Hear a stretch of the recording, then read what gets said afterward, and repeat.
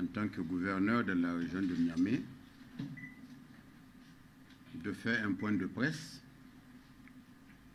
par rapport à une saisie importante d'armes et de munitions et d'accessoires de guerre saisis dans la ville de Niamey. Il vous souviendra que depuis les événements du 26 juillet 2023, notre pays s'était résolument engagé dans un combat pour la reconquête de sa souveraineté nationale et a dénoncé à juste titre les accords de défense qui liaient notre pays et la France. Tout le monde a suivi les péripéties qui ont suivi ce choix souverain. La mobilisation exceptionnelle du peuple nigérien, que je remercie au passage, a conduit au départ des troupes françaises, malgré le refus initial des autorités françaises. Et le dernier soldat français avait quitté notre territoire le 22 décembre 2023. Et depuis lors, c'est dans ce ciel apparemment serein que les forces de défense et de sécurité et les agents de renseignement ont saisi dans la ville de Niamey, plus précisément dans le quartier Plateau et Tchangarey, une importante quantité d'armes, de munitions et d'accessoires de guerre. Cette découverte de matériel de guerre dans ces villas, anciennement occupées par les militaires des forces françaises et par les agents du projet Cap Sahel, n'ont jamais renoncé à leur sinistre projet de déstabiliser notre pays. Leur coopération étant toujours inscrite dans les complots permanents afin de retenir le peuple nigérien sous la dominance et sous leur condescendance,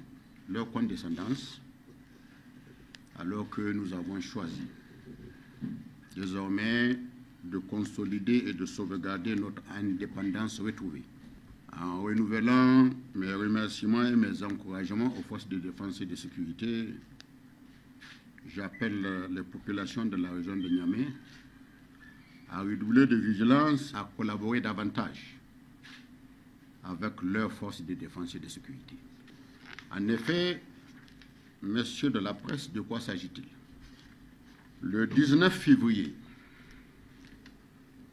2024, à partir de 17 h,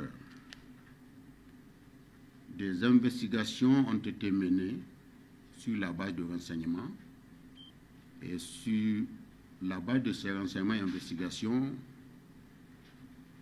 des forces de défense et de sécurité, des brigades de recherche ont effectué au niveau du siège de Cap Sahel des saisies d'armes et de munitions. Il s'agit pour ce siège de 20 fusils d'assaut de calibre 5,56 mm et de 438 de leurs chargeurs, 25 pistolets automatiques de 9 mm avec 88 de leurs chargeurs, soit un total de 45 fusils et pistolets automatiques et 526 chargeurs. Plusieurs morceaux d'armes détruits par les missionnaires français. En munitions, 60 323 cartouches de 5,56 mm, 66 000 cartouches de 9 mm x 19, 17 caissettes contenant 13 600 cartouches de 7,62 mm et 5 100 cartouches de 5,56 mm, 6 cartons contenant 900 cartouches de calibre 5,56 à blanc avec des marqueurs, chacun, soit 5400 cartouches. 4 cartons de 1000 cartouches de 9 mm, chacun avec marqueur, soit 4000 cartouches. Au niveau des munitions, nous avons un total général de 149 323 cartouches diverses, 53 grenades à main. En accessoires, 4 drones, 18 silencieux ou fusils, 56 lunettes de visée, 2 paires de lunettes, 24 mallettes de transport pour pistolets automatiques, 18 mallettes de transport pour fusils, diverses pièces de rechange pour ces armes dont nous avons parlé tantôt, un appareil Toraya, un carton contenant des porte-chargeurs et sacs de secours, 160 gilets pare-balles, 111 casques lourds militaires, 4 béliers, 2 boucliers blindés, plusieurs casques lourds détruits par les Français, 7 toiles de camouflage. Ça, c'est au niveau de leur siège. Le 20, dans une villa au quartier Tchangarey, anciennement occupée par des militaires et anciens militaires du Cap Sahel, il a été trouvé 2 coups complets de roquettes de 84 mm, un coup complet de roquettes de 66 mm,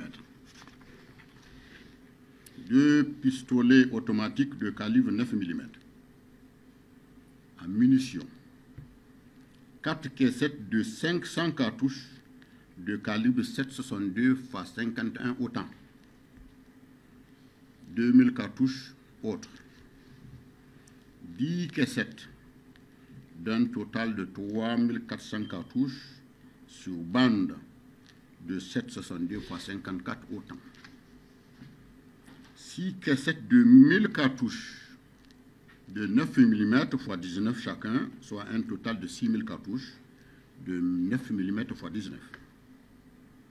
2 caissettes d'un total de 1400 cartouches de 7,62 x 39 Varsovie, soit un total de 12 800 cartouches de divers calibres. 42 grenades fumigènes à main, 37 grenades à main offensives, 25 kg d'explosifs plastiques, soit 50 pains de 500 grammes chacun, 4 artifices éclairants, 11 rouleaux de 15 mètres chacun de mèches lentes, soit un total de 165 mètres de mèches lentes, un rouleau entamé de cordeaux détonnants. En accessoire, un petit drone, 2 détecteurs de métaux, divers effets et équipements militaires, un cachet de l'ambassade de France, un tableau accroché au mur portant des inscriptions en rouge. Écoutez bien, la paix, on peut l'éviter. Plusieurs cartes de l'Afrique de l'Ouest et plusieurs précisément de la région du Sahel qui certainement les intéressaient. 2 véhicules couleur sable sans immatriculation en excellent état de marche. 2 plaques d'immatriculation administrative numéro 8A 6087 RN retrouvés dans la maison. Les 2 véhicules saisis n'ont pour le 21 pu être acheminés à la brigade de recherche, mais ça ne serait que pour quelques instants, ça sera fait. Au surplus, chers toutes et chers tous, il a été découvert un lot de matériel de communication avec des inscriptions du genre puces détruites. Détruites pour quelle raison? Je vous laisse imaginer qu'il ne saurait y avoir de destruction sans trace suspecte. Et des téléphones réinitialisés,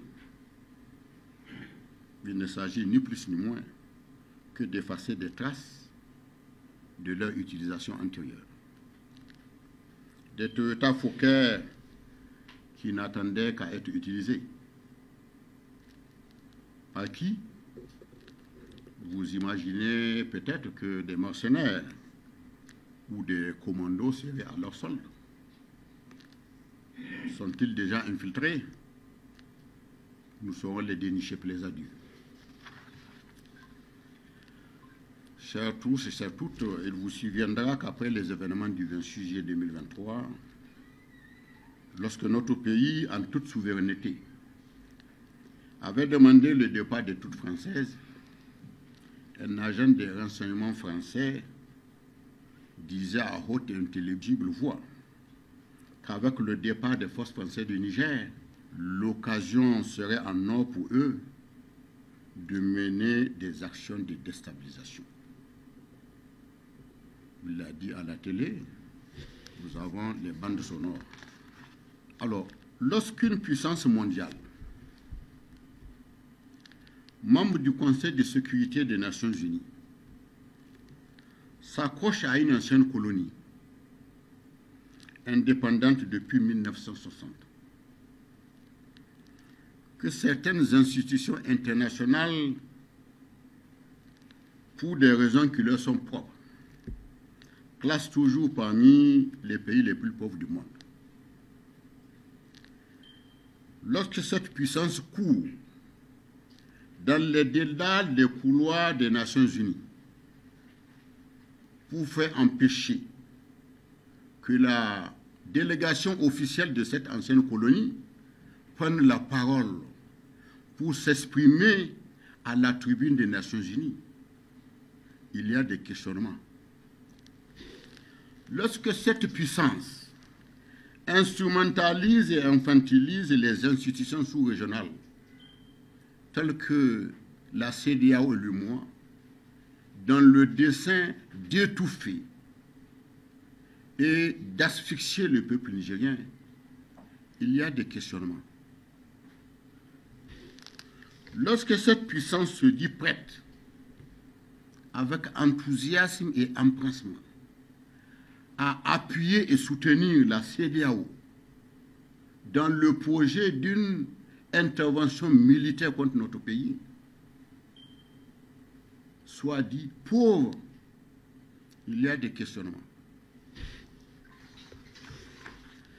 Lorsque cette puissance, malgré la dénonciation des accords qui nous lient à cette ancienne puissance, devenue un faux ami, s'incruste pour ne pas quitter notre pays, il y a des questionnements.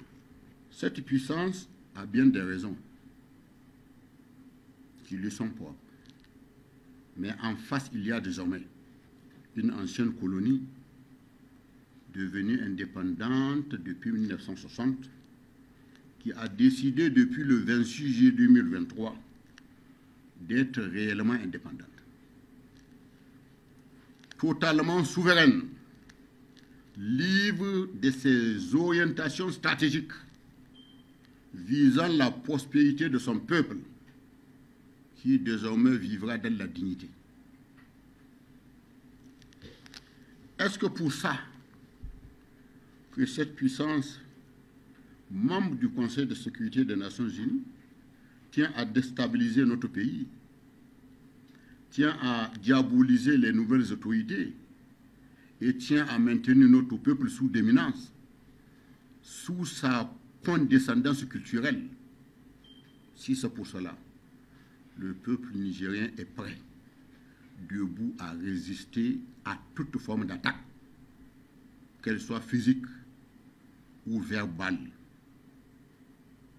Messieurs, notre souveraineté, elle n'est pas négociable. Notre choix souverain, il est irréversible. Nous saurons résister à toute forme de déstabilisation, d'où qu'elle vienne.